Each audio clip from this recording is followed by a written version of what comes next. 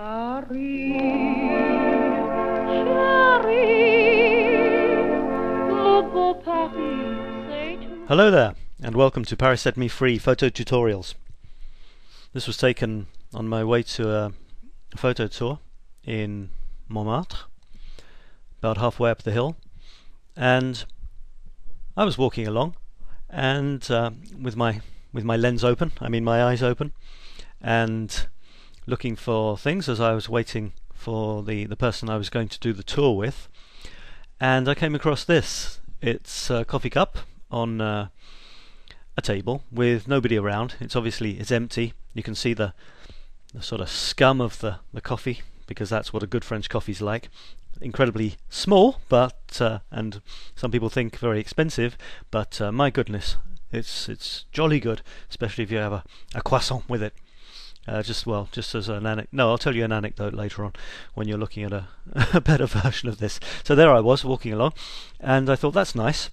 The sun was low in the sky. I was going to say low in the morning, low in the sky.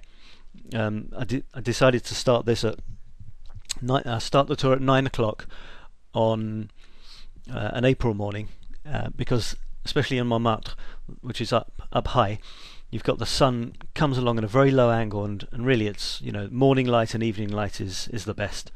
So you can actually see the shadow of the coffee cup actually going straight over the saucer there, over that way, and you can see the edge of this has a nice shadow there too, which all adds to the atmosphere.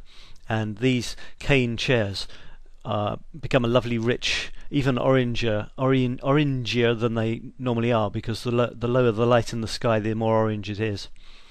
So it was completely by chance I walked past this, and I thought, okay, let's try. So I tried this one. Thought, there's a gorgeous curve there as well. It's very nice when there's a curve there, which is echoed by the curve of the saucer, the curve of the edge of the rim of the cup, and there's even an ashtray which is very dark, but that echoes it. And then there's a much smaller curve complementing it this side. It's very nice to have things which complement each other, but which aren't necessarily the same size. So there you've got an enormous curve coming that way, which takes up at least 2/3 of the photograph. There you've got a smaller one coming that way, which takes up the diagonally opposite corner. So all of this is stuff that goes through my head, and then you've got the other circles there. I didn't touch this at all. You might have thought, maybe I should have got rid of the ashtray. Maybe I should have taken away this little piece of this sugar thing. But I thought, no, I'm going to go with it. I'm literally going to show you what I saw. Tried another one, because I was thinking, I was just playing with, where I was standing and so on. I thought it'd be nice to have more of the cane chair stuff visible as a kind of top frame. If you compare the first one I did, you've kind of lost it. This is all very impressive, a big curve, but it's still big, and it's still bigger than that, but they're more balanced, I think, and this gives you more of a sense of place, these cane chair backs. Plus you've got this one down here which balances all of these and fills in this bottom left hand corner. Then I finally took another one. It was worrying me, this. I was thinking, good old rule of thirds, which says it's generally more pleasing to have the subject 1/3 up and 1/3 of the way in to a shot, or 1/3 of the way in from some corner. So in other words, from this corner it would be 1/3 in, 1/3 up, around there, or equally from the top corner 1/3 in and 1/3 down. So around here is very visually pleasing, around here, and the same for these ones here, there and there, are very nice places to place the subject of your photograph. The subject here is obviously the cup, because it's small in comparison to the table, but it's a thing that we recognize, and it has a great meaning. We can imagine the person who drank it and so on. So it was worrying me slightly that it was okay, it's about 1/3 of the way over in from the right hand side, but it's kind of hovering uneasily in the middle, neither up nor down, like the Grand Old Duke of York. So I did another one. There it is, and you can see that this is the one that I went with in the end, and I've put it pretty much down in that bottom third there. This became this. Now I decided to turn it into a kind of very rich sepia effect. Sometimes when I see sepia options on cameras and I do it, for me it's extremely dull. The average sepia settings are kind of washed out, insipid,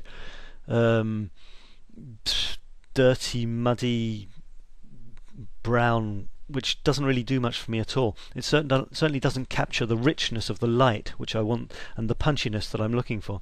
So I tend to use a setting which is much more orange, actually, and you can see that coming out here.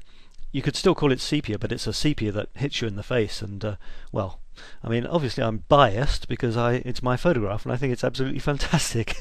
but I think it's fantastic for one reason, because of this beautiful richness to the shades of orange, and it's even brought out. Look, there's a reflection in the table. Isn't that marvelous? I'm just going to go back to the original. You can hardly see that there. You know, it's so pale, and yet, wham bam. Thank you, ma'am. There it is in all its glory. That little sugar thingy, which if you look at it in the original photograph had this blue thing, and it's pretty sexy, untraditional, doesn't really make you think that it could have been taken about 50 years ago, whereas once after the treatment it just kind of merges into the whole thing and fits in very nicely. So I'm just going to tell you one more thing about this, and this is an absolutely marvelous aspect of photography, and it happens to me quite often. I discovered something after the event, I mean way after, when I was looking at it on my computer, that I hadn't even seen for a second when I took it. I was so worried about, making the composition nice and getting the coffee cup in the right position. I didn't read this. And then I read it on my computer.